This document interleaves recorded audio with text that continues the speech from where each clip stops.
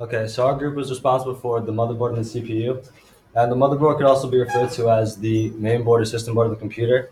And this is basically where a bunch of components are plugged into the computer, including the CPU, which is basically the brain of the computer, the RAM, random access memory, which is kind of temporary memory, and expansion slots to expand your computer. And these motherboards can vary in form and size in order to accommodate different computer size and cases, ranging from ATX, the most common size, micro ATX for a smaller form factor, and then ITX, which is the smallest.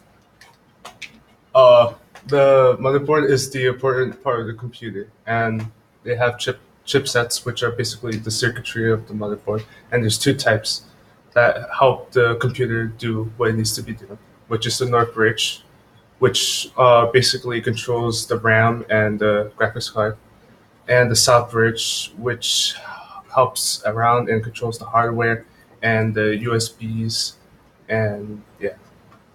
The CPU.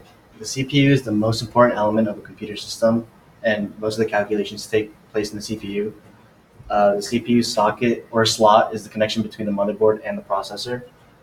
A pin grid array. Pins that are on the underside of the processor, which is inserted into the motherboard CPU socket using zero insert force. And the land grid array, the pins are in the socket instead of on the processor.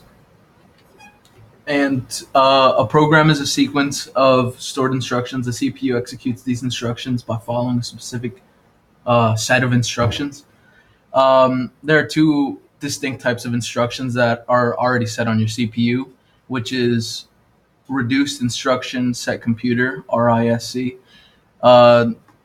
and complex instruction set computer, CISC.